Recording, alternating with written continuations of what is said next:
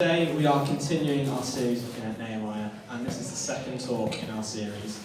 So last week Dave started us off in Nehemiah 1 and spoke about how Nehemiah sought God first. He's the king's cupbearer, and he receives news on how bad the situation in Jerusalem is, and his immediate response was to pray and fast.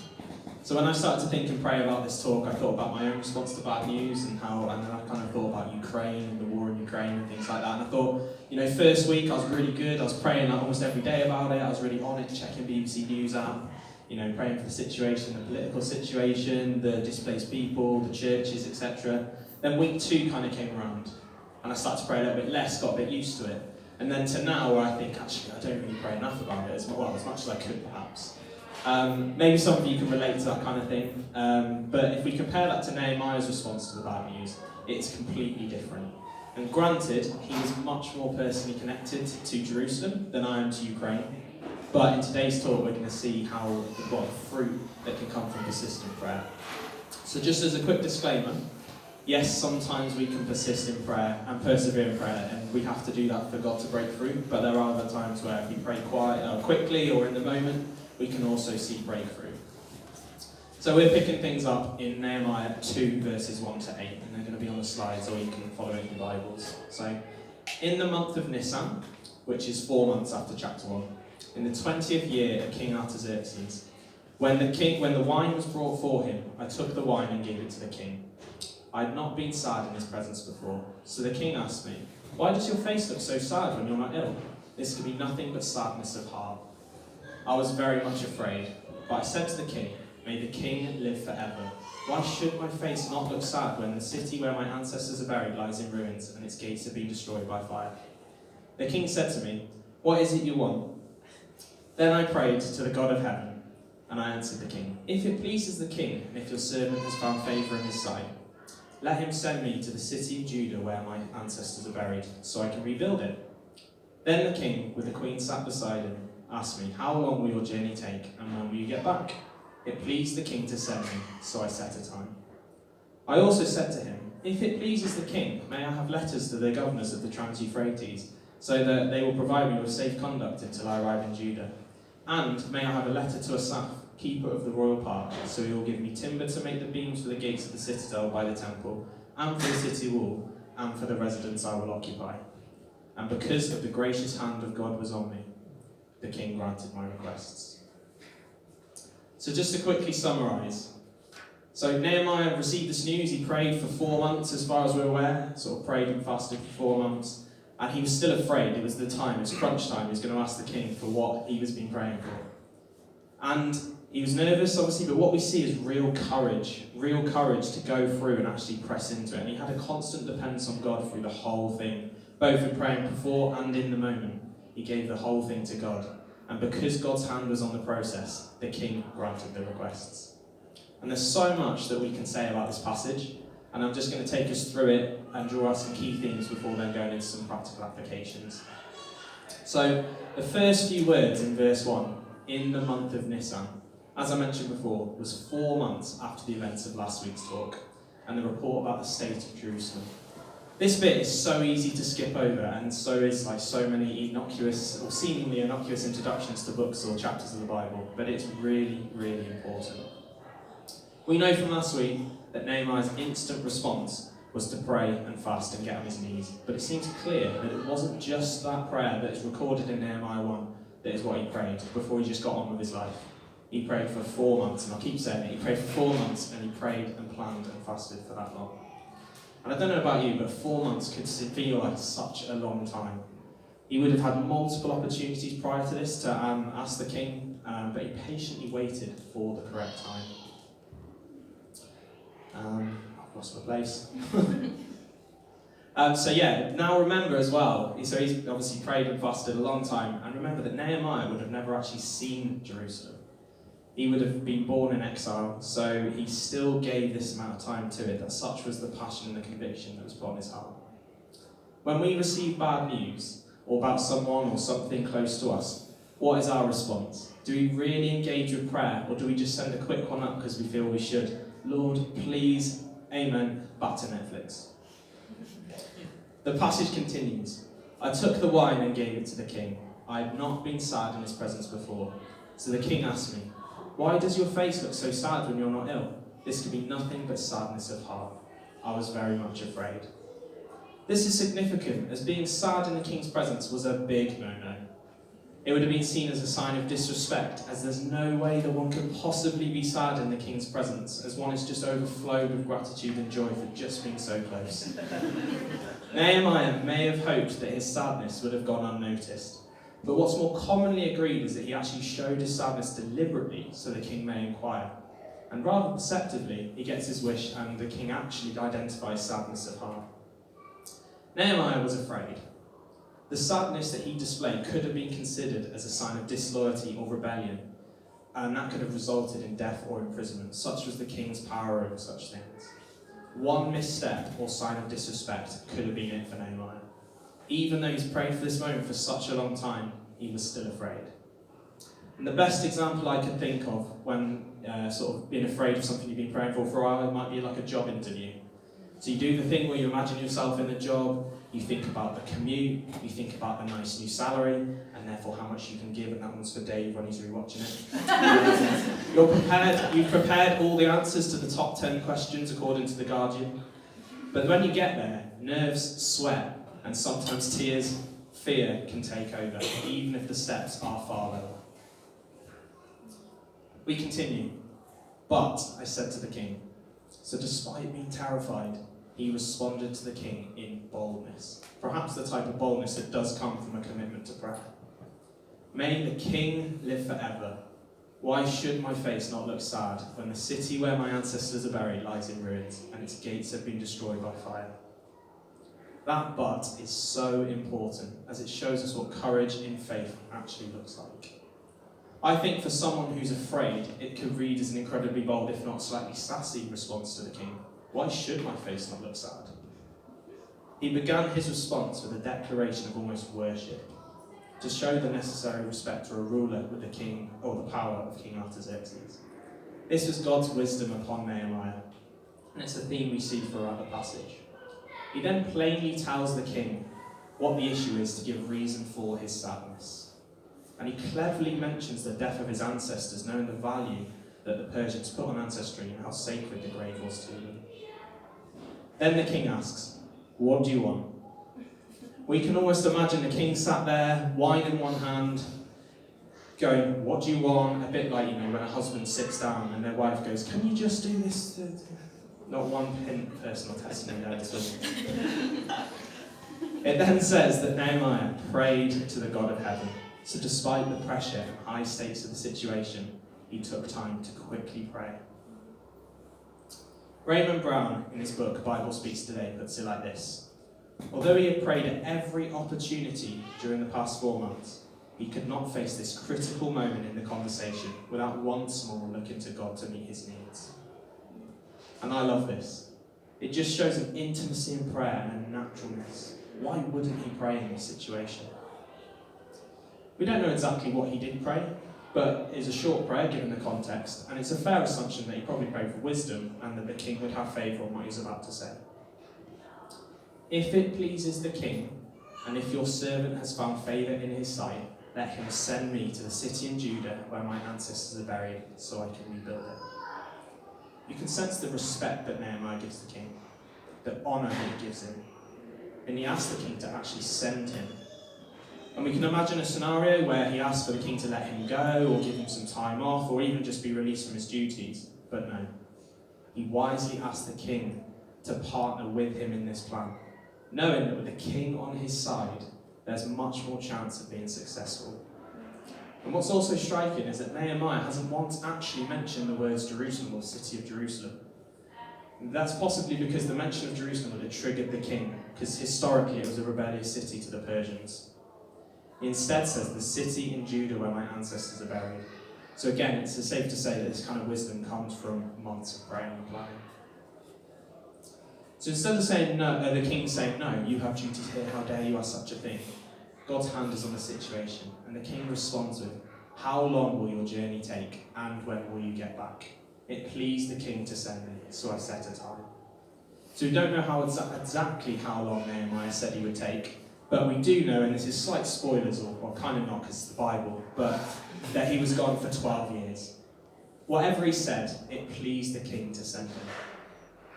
So let's just pause for a second here. This is King Artaxerxes, king of the brutal Persian army, who had the power to do pretty much what he wanted, when he wanted, and to kill anyone who displeased him. He was actually pleased to send Nehemiah to rebuild a city in Judah. It could only be God working in the situation. And we notice that the king didn't even question Nehemiah's vision. His response wasn't, "Nah, mate, how on earth are you going to do that?" It was simply, "How long will you be?" If we didn't get a sense already by this point that Nehemiah was a special leader with huge capabilities, then we do now. The king probably knew him quite well and thought, "Yeah, that checks out. Nehemiah could just rebuild a city." And once Nehemiah had been given the all clear, we really start to see his thorough planning in verses 7 and 8, which will be on the slide. He essentially asked for safe passage via a military escort, because of the long and dangerous route back to the city. And then he lists all of the things he's planning to build or rebuild, and the resources that he needs to do it. And this demonstrates the meticulous planning of Nehemiah, and he believed in wholehearted prayer and trust, but also that God works through deliberate planning. He wanted to help and offer everything he had in order to rebuild Jerusalem, but to begin with, he could only offer his heart and mind. And two huge logistical barriers would have been protection and provision, both of which he identified could be solved with the king buying into the plan and being on his side. This section, and Nehemiah so far, highlights the tension between patience and proactivity. It's so easy to just do one or the other, to get bogged down in logistics without lifting our head to where our help comes from, or to sit there and wait passively for a divine sign and everything to arrive like an Amazon parcel.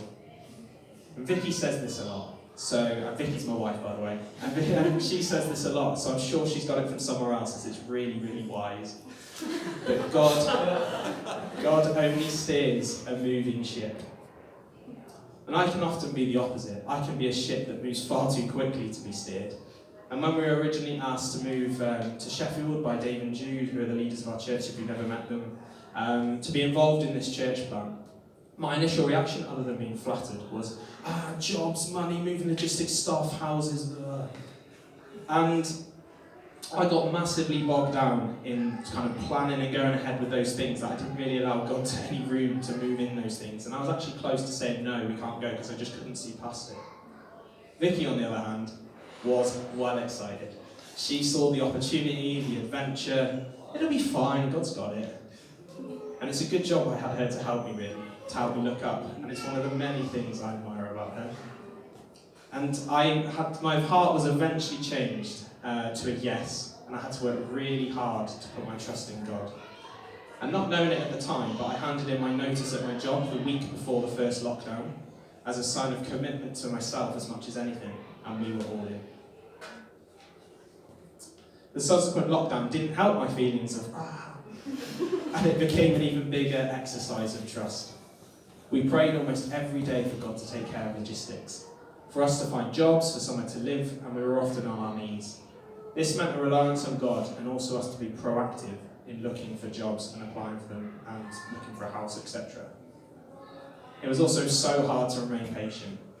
If anyone here who knows me quite well will know that I would have wanted a job and a house sorted yesterday. But God doesn't seem to work that way. Those of you who also took the decision to move in the initial stages will remember our monthly Zoom calls where the majority of us were either looking for jobs, houses, or both. And I can't really remember who said it, but one of the best pieces of advice we received was, if you apply for a job and it's right, then you'll get it. If it's not right, then you won't, and just to dust the sand off your feet. And that's obviously oversimplifying it a little bit, but hopefully you get the point. And sometimes it is about knocking on doors and seeing which one's open without the anxiety of having to knock on the correct door. And sometimes we never know what God can do with just us throwing our hat in the ring. He steers moving ships. At the end of verse 8, we see the fruit of commitment to prayer. Bearing in mind, he has asked for an awful lot here, Nehemiah. And because the gracious hand of my God was on me, the king granted my requests. Wow. He must have been buzzing. The king granted his request of a military escort and the materials to rebuild an entire city of a city that he probably despised. This could only be the gracious hand of God. That same gracious hand of God was on our move to Sheffield. I eventually got a job at Shelter. Vicky was able to do supply teaching for a bit, and we got a house that ticked all the boxes at a time where if you didn't request a review within 30 seconds, you were 30th in the queue. Like Nehemiah, we had to be bold in faith and proactive in making things happen. So when God calls us, he provides the resources to do it. So I'm going to offer 2 application points to help us with this now, and they both make up the key themes of this passage. Firstly, waiting well, and secondly, the challenge of honouring those in authority. Nehemiah did both really well. He waited for the perfect opportunity to put his request to the king and showed the necessary respect and honour that would have been appropriate. Waiting well is really hard, and we live in a society where it's just instant gratification for everything. Doing it in our own strength, waiting in our own strength, is really difficult. Trusting in God and in his timing is the foundation to waiting well. Every person in this room will be waiting for something. It might be a promotion, it might be a new job, it might be for healing, it might be for a doctor's appointment, it might be for a boyfriend or girlfriend, it might be for the next episode of our favourite TV series on Disney+.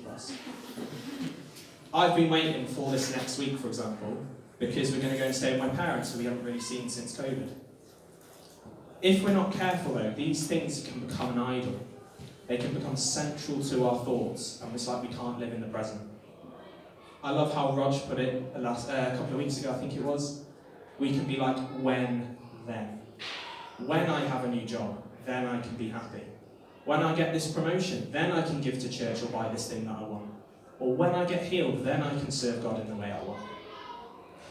Those of you that journeyed with Vicky, with us in Vicky's recovery from anorexia, and she has given me permission to share this, will know how hard we found it in the waiting. Long story short, Vicky had anorexia since she was 16, and it affected our everyday life, especially every meal time. It was just basically a real big battle. She then started therapy last January, so January 2021, which was a huge step of acceptance for her. Initially, we thought she'd be recovered by the summer, and to our frustration, the summer came by and it didn't really feel like much progress had been made. Vicky even had moments where she thought giving up would just be so much easier. But eventually, for her amazing therapist, obviously God's grace, and Vicky's sheer willpower, she recovered in February last year and was discharged. Crazy news. But why do I share this? Because it's one of the best examples I've ever seen of waiting well. Learning to trust God and his timing when it didn't make sense in our tiny mind's logic. Knowing Vicky as I do, it would have been so much easier for her to sit there and just do nothing until she was recovered. But throughout the waiting, she got a job, served here at church with students, pouring out into them, and in reality she had nothing really to give. Leading services, helping with the host team, supporting me in various things. She was used by God in the whole period, in the waiting. So waiting well is hard, but waiting well is vital. Solely living with our head and hearts in the future robs us of the joy and opportunity of now. There may be something that we're waiting for or pining for. In some cases we might know the end date, such as like a wedding, or we might not, like getting a new job. So I've picked out 3 really simple things to try and help us wait well. So firstly, trusting in God's timing. It's the foundation, as I said. It's better than our timing. And while it can be hard to accept to wait well, we need to submit to it, even if we don't understand. And while trusting in his timing, we know that we can, because through Jesus and his death and resurrection, we can enter God's presence freely without hesitation. If we're feeling frustrated perhaps at his timing, and I think we can all admit to feeling that at some point, we can go to a God who loves us and promises us peace when we cast our anxieties on him. Secondly is being proactive. So like Nehemiah, who thoroughly planned the whole thing out, or Vicky, who worked so hard in her therapy. But in being proactive, we need to still make sure we're submitting to God's timing. And if we're not careful, we can just make things happen for ourselves. And I can admit that just takes far too much wisdom sometimes than I personally have. And then thirdly, being present. Not falling into the trap of the when, then. Whatever we're waiting for, God uses us, and there's still joy to be found in this moment. A point I like to make when we're hiking up hills or mountains, and this is going to make me sound so old, is look around, don't forget to enjoy the view. We can be so focused on that beeline to the summit that we forget to pause and take in what's around us. All the conversations with passing strangers. Let's not forget that we were probably all waiting for today at some point before moving on to the next thing. The second application point is the challenge of honouring authority well. And I'm going to rely on some scripture to help us here. 1 Peter 2 verses 13 to 17. So the whole of that bit will be on the slide, but I'm just going to focus on the parts in bold. So be subject to the Lord's sake to every human institution, whether it be to the emperor as supreme or to governors. Honour everyone, love the brotherhood, fear God, honour the emperor. So it seems clear from the passage today in Nehemiah that honouring authority is a good idea as we can earn their favour. And for 1 Peter, because it's right for us to do so before God. Jesus himself submitted to authority. For example, he didn't argue his case when on trial with Pontius Pilate in front of the crowd. He also submitted to his imperfect parents when they lost him as a boy. But does this mean we should blindly follow authority, whatever they ask of us? If we look through the Bible, we can see several examples of godly obedience and disobedience. I've mentioned some examples of obedience, including Nehemiah today, and it would almost be easier, wouldn't it, if it was black or white. We just did exactly what authority said or we didn't, and it would take away that autonomy and decision making. But if you're like me, that doesn't quite sit right in your spirit. In Daniel 3, Shadrach, Meshach and Abednego didn't submit to Nehemiah's golden image and consequently were thrown into a furnace. They were right not to, as it would have meant them praising another god and therefore sinning. God subsequently performed the well-known miracle of not letting the furnace affect them at all, and God honoured their decision even though they didn't submit to earthly authority. And there are also countless stories of Christians who lose their lives following Jesus, refusing to renounce their faith and profess an alternative. We have to just trust that their reward is in heaven, and there's a huge cost to that, obviously. Not the reward in heaven, the death. We're fortunate not to have to face these kind of things in our modern lives in the UK, where in most cases the worst thing you'll get is teased. But following the example in Daniel, we can see that we don't always have to necessarily submit to authority if it means committing sin or evil. But sometimes, as it has in the past, it will cost us something.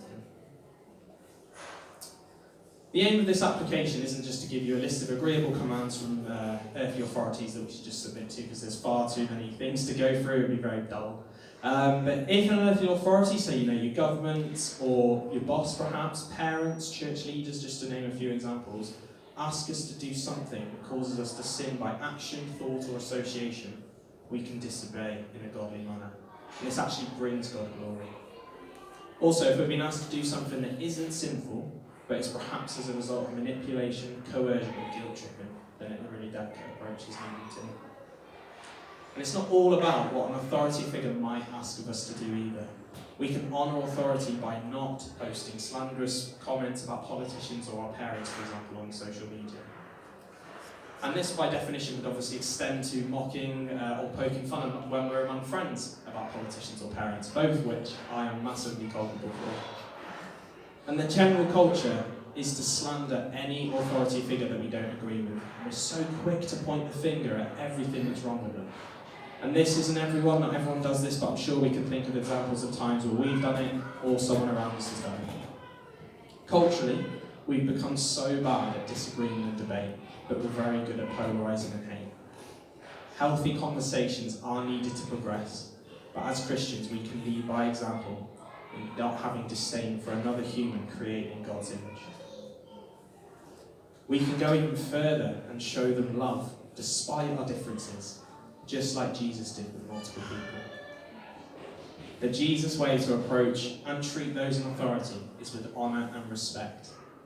That doesn't mean that we don't seek justice for what's right though, but the manner and tone that we do this is really important. So we can see from Nehemiah today that it's totally possible to honour authority and to wait well. And we can honour authority despite our differences in race, politics, or beliefs, perhaps. It's even possible that authority will support the work of Jesus if we approach things carefully. Nehemiah shows us how to do this really well, as I said. So Alex and Charlotte, if we want to just prepare to lead some worship just before we respond in worship. I mentioned earlier in the talk that there'll be people here. We're all waiting for something. So I'm just going to if something springs to mind that I'm actually waiting for that, I'm just going to quickly pray for us all. So Lord, thank you that your timing is perfect and therefore so much better than ours. We lift up all of the life situations and things people are waiting for and ask that you will give them peace and joy in the waiting. We also pray that you'll help us to submit to authority where appropriate. Your will be done. Amen. So just before